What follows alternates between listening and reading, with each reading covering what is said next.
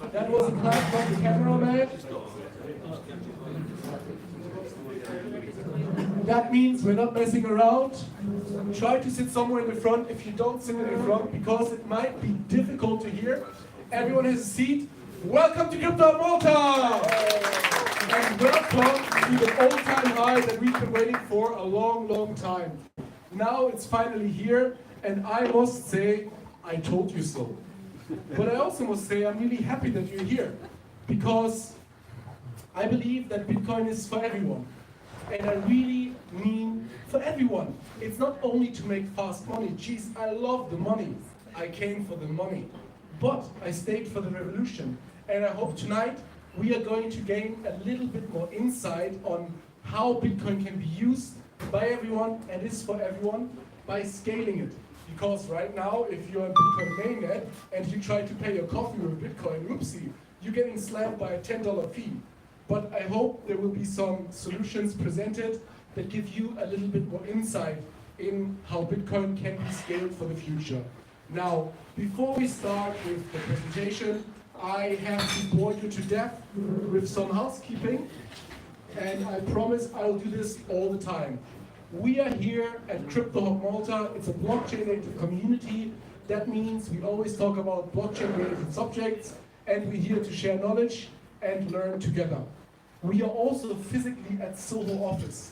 It's a co-working space with an event location on the rooftop where we are right now, but in the first floor there's a gym and a spa, and then there's offices in the second and third floor. So if you ever look for an office, come talk to me or talk to the people, the kind people working in the bar. They will gladly inform you about everything. Now, we are on different platforms. We have a website, we are on Telegram, meetup.com, Instagram, Facebook, and Twitter. Go check us out there. The events are always for free. It would mean the world for us if you just spend 1 second and hit the like button, share the event, and invite your friends. Because otherwise, they don't know how cool we are. This is the Telegram group. At the end of the bar, there's a lineup with a QR code you can scan. It's a private invite to the group. Scan it and join us. This is where the conversation takes place. This is our website, really cool. We're still working on it. cryptohubmalta.org. Okay. This is my introduction to Bitcoin. And before we start, last week I was at a Bitcoin-only conference. It was the first Bitcoin conference that I attended. I'm not a Bitcoin maximalist. I'm a Bitcoiner, but I'm also into crypto. And those Bitcoiners, whoa, they're not so happy to hear that. But I was very happy to be there, especially because Bitcoin has become the 8th biggest asset in the world. It just took over silver. Can you believe it? That happened last week. Bitcoin is the 8th biggest asset in the world, guys. Come on now. Oh my God, last year I was like getting like, we should move the location because this is a roof. People are going to jump. And now we're back. This is amazing stuff, guys. So, yeah, this is the news where I saw it on Twitter. But also I was at this conference and I saw so many interesting things. This is a football club from Bulgaria. And they're doing what MicroStrategy is doing, the MicroStrategy flywheel. They buy Bitcoin, they have it in the treasury, thus the evaluation goes up, and they sell stocks. They sell shares. They're going to sell digital shares of their football club based on the Bitcoin treasury, like MicroStrategy. But it's not MicroStrategy, a software development company. This is some football club in Bulgaria, and they're doing it. Bitcoin is legitimate for everyone. Yeah, this is me talking to this guy, and I couldn't believe it. I couldn't believe that a football club is getting orange pilled and is actively buying Bitcoin, explaining to the members and especially to the fans the importance of Bitcoin and blockchain technology. Something very similar is happening in Malta because the football club of Valletta, what are they called? Valletta Football Club. They have a cooperation with a blockchain project here in Malta where they're selling NFTs in the future. It's very heavy lifting, but it's happening. And I saw it there at this conference in Madeira. There are many examples how Bitcoin is for everyone. What really fascinated me the most is that it was truly an inclusive conference. And I'm not talking like a vogue person about inclusivity. This was really a conference where you have football clubs, you have kids, you have businesses, you have those Bitcoin weirdos, those wizards, running around in their own world. But it was so heterogeneous and so diverse. There was a competition to win 100,000 sets for push-ups, like for the muscle guys. This is about Bitcoin adoption. And of course, Michael Saylor was there in person. And he told us, you know what he said, Michael Saylor? He told us to buy more Bitcoin. And then he went home, and what did they do? They bought 12,000 Bitcoin, more. So in total, they have more than 200,000 Bitcoin. This is like, if Bitcoin becomes the world currency, they are going to be a powerhouse. They are going to be equal to a nation state with that many Bitcoin on their spreadsheet. Yeah, this was the announcement of MicroStrategy.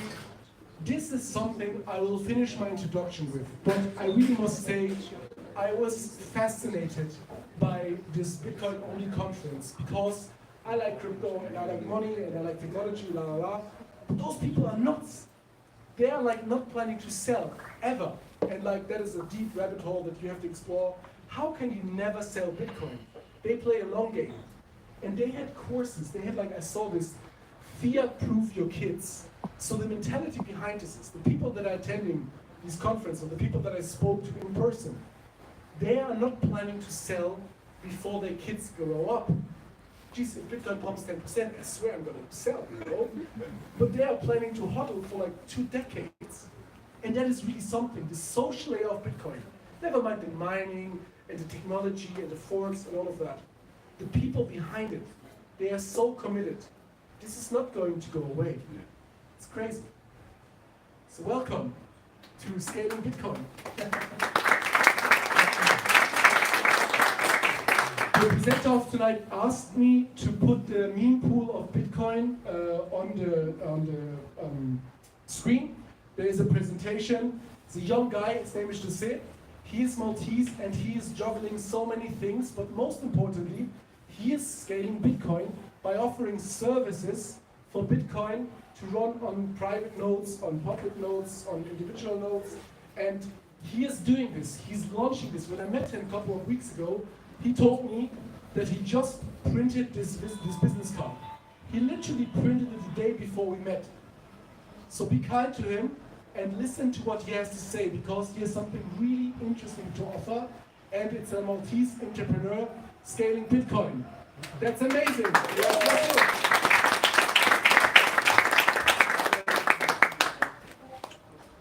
Thank you, Ferris, and thank you all for being here. I'm very grateful for this opportunity.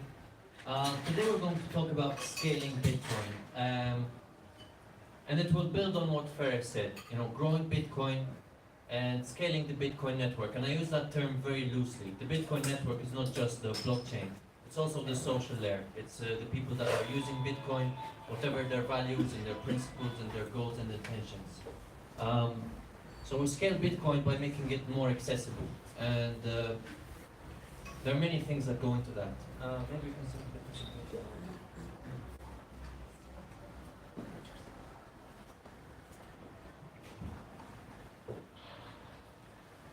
Yeah, that's good. Here at Crypto Hub Malta, we've already talked about Bitcoin at length, the monetary aspects of Bitcoin, how the blockchain works, and how the Lightning Network works, what the Lightning Network is. People here may be new to the Lightning Network, they may not be familiar. The Lightning Network is a second layer network that you can use to send and receive Bitcoin instantly, basically for free. It is one of the great reasons why Bitcoin will reach its next stage of adoption. However, it does require an onboarding process. You have to use the blockchain to get to the Lightning Network.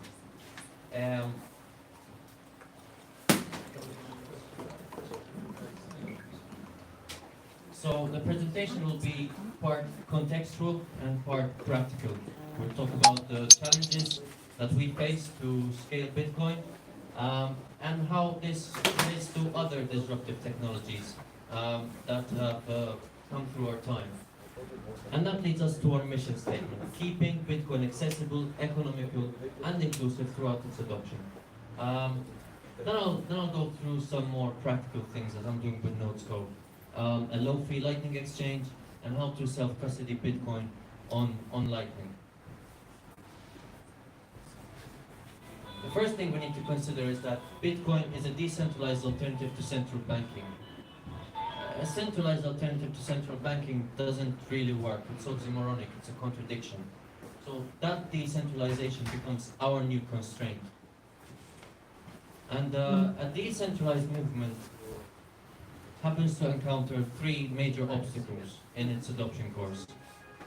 You have a bureaucracy layer that you have to deal with, a knowledge barrier that you have to deal with, and an economical layer that we have to deal with. Here at Malta, we should be very grateful, and we should celebrate our privilege to live in a country that's crypto-friendly and exploit this opportunity. There's a knowledge aspect, but everyone here, people talking about Bitcoin, online, in person, so many great resources to learn about Bitcoin, that is also going away.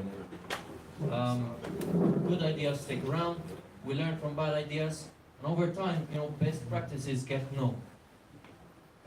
There's also an economical layer, and that is mainly what I will focus on today. We are the economical layer here. Free market incentives work when people choose better alternatives, and that's their own incentive.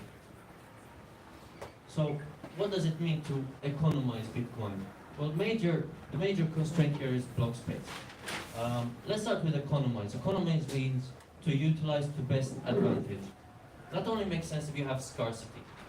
You don't economize some things that exist in abundance. So, what is the scarcity element here? This is the blockchain from 9 years ago, a time where block space was abundant. There was more supply than was needed. There was not enough demand. So you can see here, this block was not filled. That was nearly empty. There was no need to economize block space here. Over time, demand grows, blocks get full. You need to economize Bitcoin.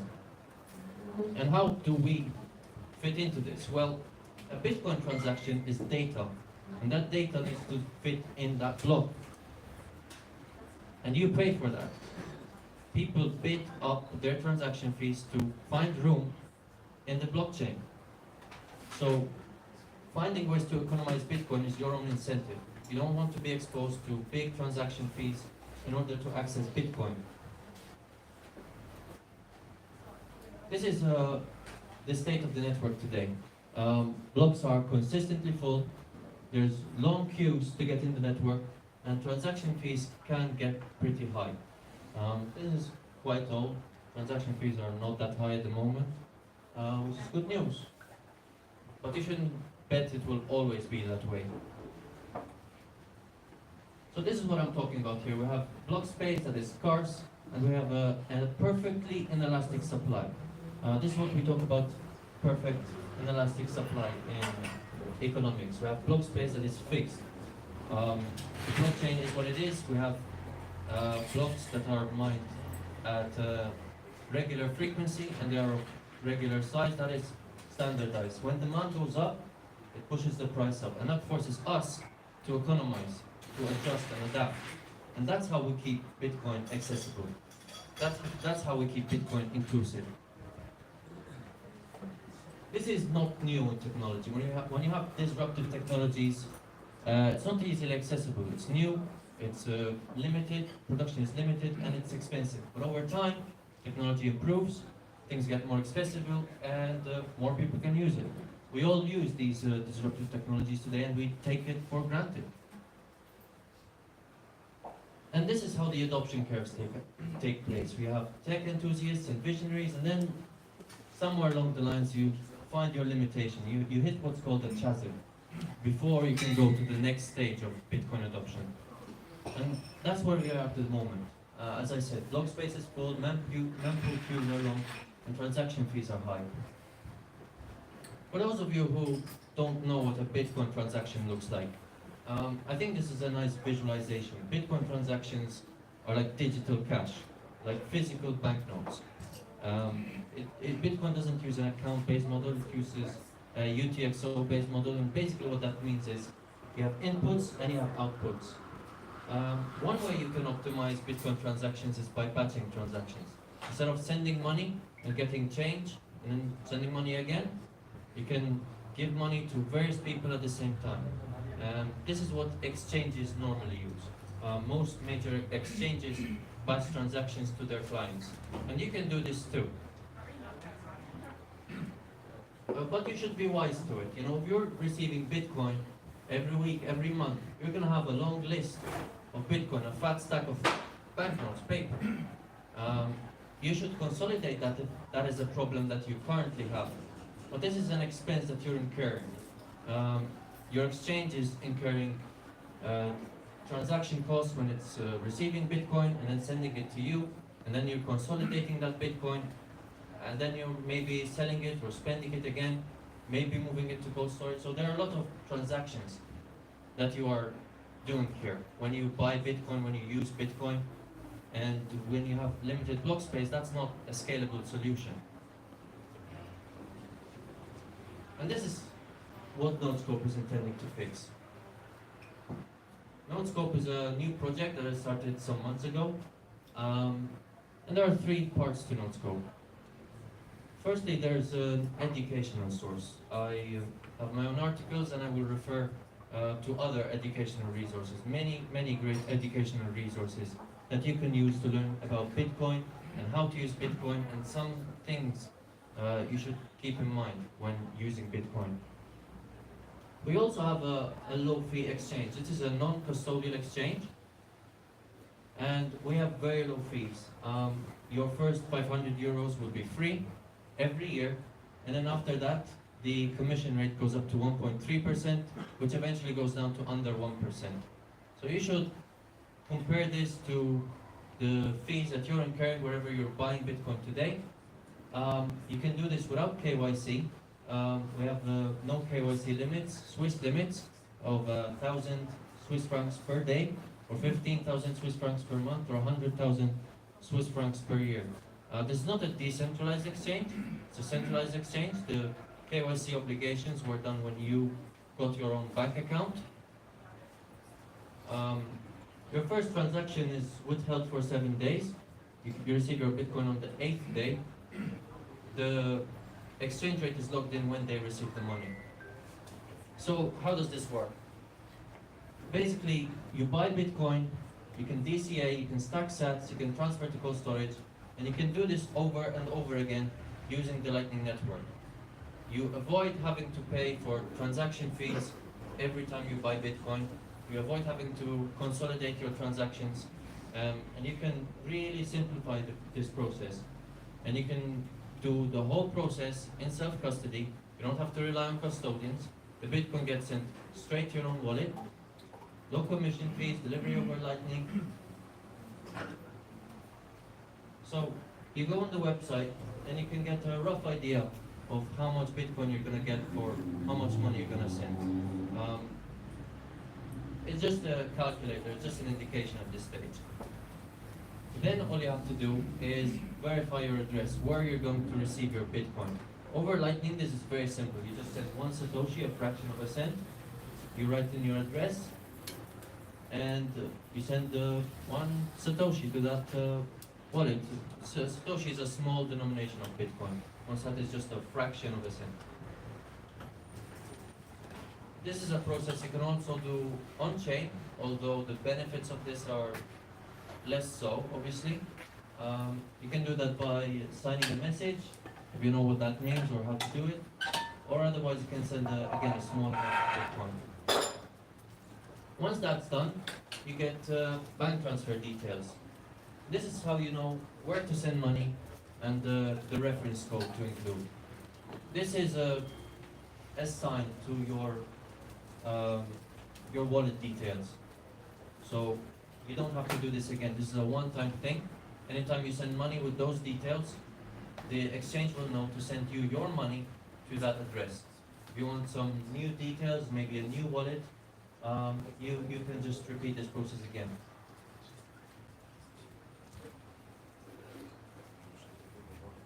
Now, if you're using the Lightning Network, you need to onboard yourself. You need to give yourself a presence on the Lightning Network. And you use that by running a Lightning node. There are progressions to this. You can start off using Lightning with a custodian. There are many great Lightning custodians, but it's a custodian. Your funds are at risk. You have privacy limitations. You can also have various Lightning nodes on your own phone. However, you have other limitations. Your phone is not always online. You're restricted in what channels you can open and how well you can manage your Lightning node. This is really, though, how we economize Bitcoin. Before, running a Bitcoin node was about making Bitcoin more decentralized, maybe a fun project, maybe it had privacy benefits. Today it allows you to run Bitcoin over Lightning, use the Lightning Network without a custodian, and enjoy those benefits. The privacy benefits, because transactions are not shared on a public ledger, and also the economic incentives of not having to pay for fees. Our Lightning nodes will be shipped with a simple user interface, allowing you to see how much Bitcoin you have and the states of your wallet. And you can automate this using various plugins that are already pre-installed. It will ship with Bitcoin Core and Core Lightning pre-installed. You'll have Tor, so you'll have access to your Bitcoin anywhere you go. On your mobile phone, you'll be able to sync it with a client like Zeus. And you'll have LNBit, so you'll be able to onboard other people potentially over Bitcoin, or have segregated wallets. You can have a card that links to your wallet, and it's not going to be able to access your entire funds. You can have it access a small amount of funds. Also, various plugins that allow you to back up your funds, perhaps on a different device, automate channel management, and have watchtowers. Watchtowers are other nodes that safeguard your Bitcoin if, in case, your node goes offline. These are some specs. We aim to bring this down to under 200 euros, which is a very competitive price compared to the market. And you'll get these costs back just by not having to pay for transaction fees. You can learn more about NodeScope on my website. I think now's a good time to open up for questions.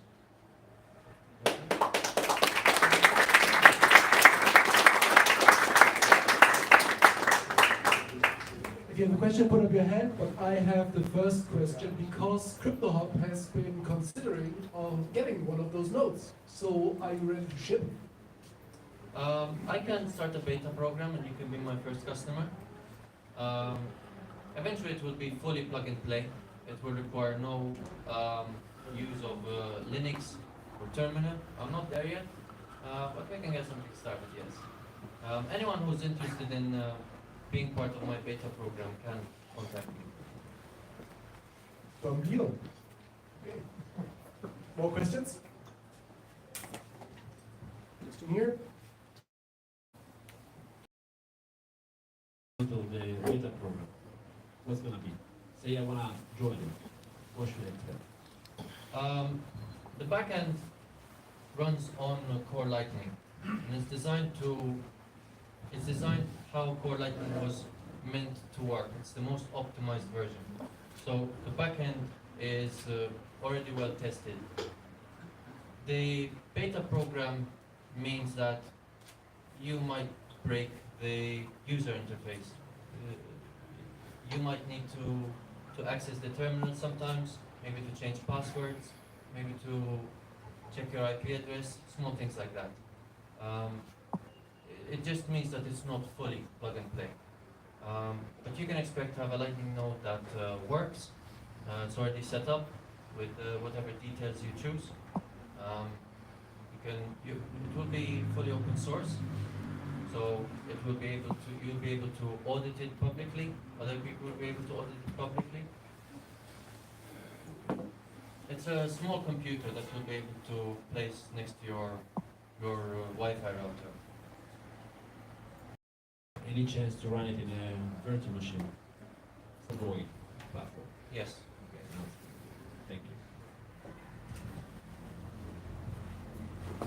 Do you have a question up with the hands? Oops, sorry. No questions? One in the front, one in the back. Oops. So when you actually onboard with Euro, does it go to a centralized exchange, or does it?